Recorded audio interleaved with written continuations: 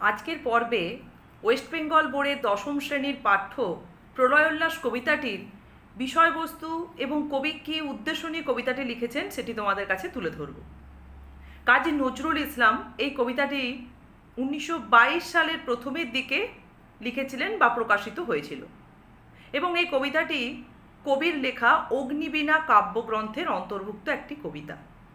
দেখো, আমি সময় পর্বটা উল্লেখ করলাম এই কারণে তোমরা যাতে বুঝতে পারো যে পরাধীন ভারতবর্ষে 1922 সাল মানে পরাধীন ভারতবর্ষের ঠিক যে সময় পরাধীনতার গ্লানি সমগ্র ভারতবাসীর মনের মধ্যে একটা প্রবল রূপ নিয়েছিল এবং সমগ্র ভারতবাসী যখন ব্রিটিশ শাসকের বিরুদ্ধে মনে মনে তাদের ক্ষোভকে এমনভাবে পুঞ্জীভূত করে তুলেছিল যেটা ক্ষুদ্র জায়গা থেকে একটা বৃহৎ রূপ নিতে চলেছিল। এবং 1947 সাল এবং 1922 সালের মধ্যে যে ব্যবধান সেটা খুব বেশি নয়, তাই আমরা অনায়াসেই এটা অনুভব করতে পারি যে এই সময় পর্বে অর্থাৎ কবি যখন এই কবিতাটি লিখেছিলেন তখন সমগ্র ভারতবর্ষে ভারতবাসীরা ব্রিটিশ শাসকের বিরুদ্ধে গর্জে উঠেছিল। ঠিক সেই রকমই একটা পরিবেশ প্রেক্ষাপট সমগ্র ভারতবাসীর মনের মধ্যে যে বিরোধ পুঞ্জীভূত হয়েছিল ব্রিটিশ শাসকের বিরুদ্ধে, সেরকমই একটা প্রেক্ষাপট বা পরিবেশ আমরা এই পুরো কবিতাটার পরিসরের মধ্য দিয়ে পাব। দেখো, কবিতাটা তোমাদের ওভারঅল পড়লে হয়তো খুব কঠিন বলে মনে হবে, কিন্তু কঠিন বলে আগে থেকে ধরে যদি নাও তাহলে কিন্তু বিষয়বস্তুটা তোমাদের বোধগম্য হবে না। আগে চেষ্টা করো বা একবার দুবার পড়ে দেখো, নিজেরা রিডিং পড়বে, কবিতাটা সজোরে রিডিং পড়বে, মানে সাউন্ড করে তোমাদের পড়তে হবে। শুধু মনে মনে পড়লে কিন্তু হবে না, কবিতাটা সাউন্ড করে পড়বে, বিরাম চিহ্ন ফলো করবে এবং কবিতাটার মধ্যে যে একটা উন্মত্ততা বা উন্মাদনা পুরো অংশের মধ্যে রয়েছে সেটা তোমরা কিছু অর্থ নাই বোঝো কবিতাটা রিডিং পড়লেই বুঝতে পারবে। তাহলে এই উন্মত্ততা বা উন্মাদনাটা কিসের? এটা হচ্ছে সমগ্র ভারতবাসীরা যে ব্রিটিশ শাসকের বিরুদ্ধে মনে মনে বিরোধটাকে জোরালো করে তুলেছিল তারই। এখানে কিন্তু সেই বিরোধটাকেই কবি কবিতায় বিভিন্নভাবে উপস্থাপন করেছেন। একদম কবিতাটার শুরুতে তোমরা দেখবে যে কালবৈশাখী ঝড়ের প্রসঙ্গ রয়েছে। তাহলে কালবৈশাখী ঝড়ে আমরা দেখি যে যে সময় মানে যেটা আমরা দেখি চৈত্র মাস বা বৈশাখ মাস, যে সময় সাধারণত প্রাকৃতিকভাবে একটা দুর্যোগ সৃষ্টি হয় কালবৈশাখীর মাধ্যমে, কিন্তু ঠিক তারপরেই আমরা দেখি কালবৈশাখীর ঝড় বৃষ্টি একটা দুটো হয়ে যাওয়ার পরে সমগ্র পরিবেশ প্রকৃতি কিন্তু নতুন করে সেজে ওঠে। সমগ্র প্রকৃতি নতুন করে যেন রূপ লাভ প্রাণ লাভ করে।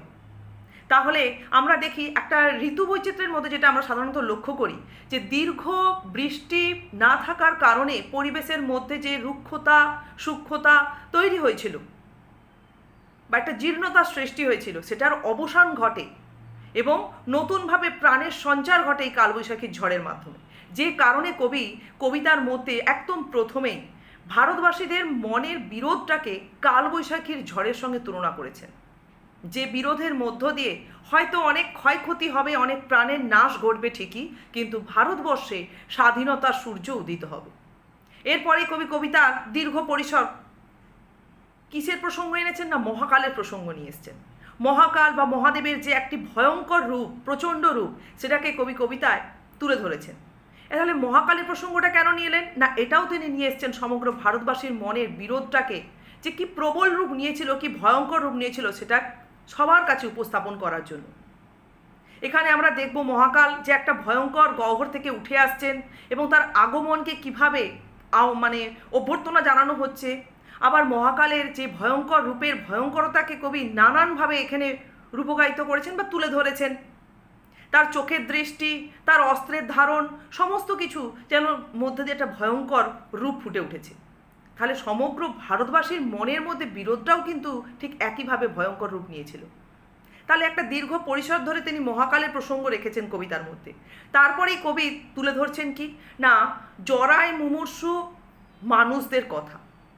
কেন এই প্রসঙ্গে এলেন না, কবি এতক্ষণ তো ভারতবাসীর মনের মধ্যে সেই উন্মাদনা উন্মত্ততাকে রূপকায়িত করছিলেন কালবৈশাখীর ঝড় সামান্যভাবে প্রথমে দিয়েছেন আর তারপরে মহাকালের একটা বিস্তৃত বিবরণ তুলে ধরার মধ্য দিয়ে, ভয়ঙ্কর রূপ আঁকার মধ্য দিয়ে।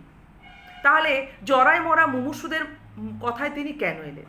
না, দেখা গেছে যে সমগ্র ভারতবাসী, আমরা বলছি ঠিকই, ভারতবাসীর ব্যাপক সংখ্যক মানুষের মানে ভারতবাসীদের মনের মধ্যে বিরোধ একটা সক্রিয় হয়ে উঠেছিল ঠিকই, কিন্তু তখনও পর্যন্ত ভারতবর্ষের স্বাধীনতা সংগঠিত হয়নি এই কারণে যে সামগ্রিকতার একটা লাভের পথে বাধা ছিল।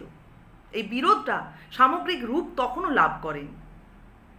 মানুষের মনের মধ্যে তখনও পর্যন্ত দ্বিধা, ভারতবাসীদের মনের মধ্যে তখনও পর্যন্ত দ্বিধা, দ্বন্দ্ব, ভয়, ঘৃণা, অনেক কিছু অনুভূতি কাজ করেছিল। যে তারা ভেবেছিল যে ব্রিটিশ শাসকদের বিরুদ্ধে রুখে দাঁড়াতে গেলে হয়তো তাদের সমস্ত কিছু হারাতে হবে, বা এটা একটা জঘন্য কাজ, বা কেন তারা করতে যাবেন, এরকম নানান ধরনের ভারতবাসীদের মনের মধ্যে তখনও পর্যন্ত বেশ কিছু মানুষের মধ্যে এই বোধটা কাজ করছিল।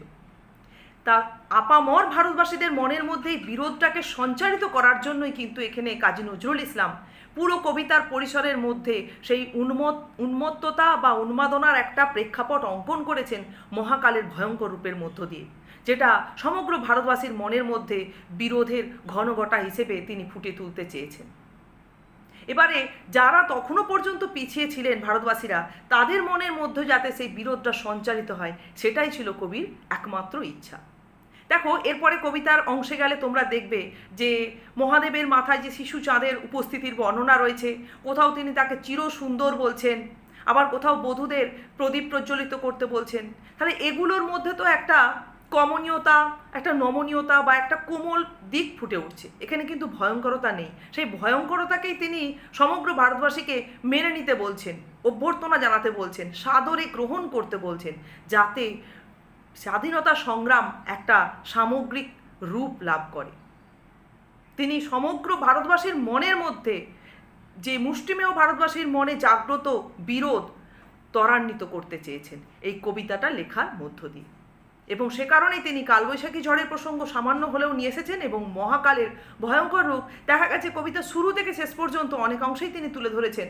এবং মাঝে মাঝে তিনি মহাদেবের যে একটা স্নিগ্ধ রূপও রয়েছে, তার মধ্যেও যে একটা করুণা রয়েছে, এবং সেই যে শুধুমাত্র ধ্বংসের দেবতা নয়, তিনি সৃজনের দেবতা, অর্থাৎ তিনি নতুন করে সৃষ্টিও করতে জানেন, সেটাও কিন্তু তুলে ধরতে চেয়েছেন।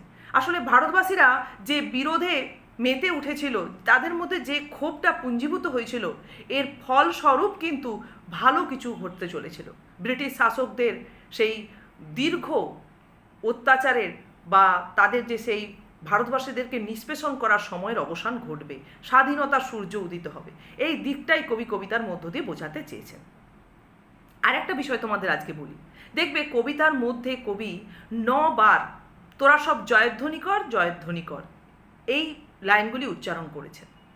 কবিতার মধ্যে ঘুরিয়ে ফিরিয়ে তিনি বিভিন্ন স্তবকের শুরুতে, মাঝে, শেষে 9 বার এটা উল্লেখ করেছেন। কেন করেছেন? না, জয়ধ্বনি আমরা কখন করি? যখন একটা আনন্দসূচক কিছু হবে তখনই আমরা জয়ধ্বনি করব। জয়সূচক ধ্বনি, তাকে আমরা জয়ধ্বনি বলে উল্লেখ করে থাকি। তাহলে এইরকম প্রেক্ষাপট যখন কবিতার মধ্যে ফুটে তুলছেন, একটা উন্মাদনা, উন্মত্ততা, মহাকালের ভয়ঙ্কর রূপ, প্রচণ্ড রূপ, তাহলে এর মধ্যে তিনি জয়ধ্বনি করার কথা বলছেন। কেন? না, জয়ধ্বনি করার মধ্য দিয়ে তিনি মূলত এই ভয়ঙ্করতাটাকে অভ্যর্থনা জানাতে চাইছেন।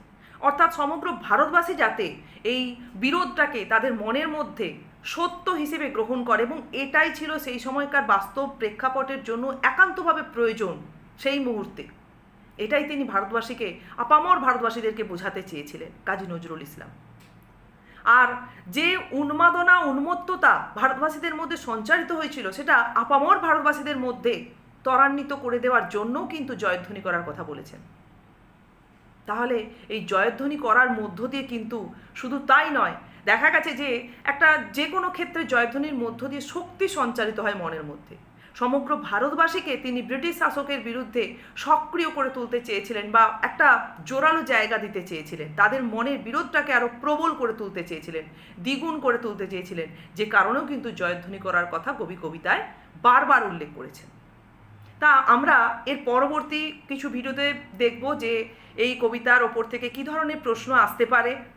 খুব সম্ভবত 24 সালে তোমাদের কাছে এসে গিয়েছিল 3 নম্বরের প্রশ্নের মধ্যে তাহলে আমরা এটাকে 5 নম্বরের প্রশ্ন বা বড় প্রশ্নের জন্যই, রচনাধর্মী প্রশ্নের জন্যই তৈরি করব।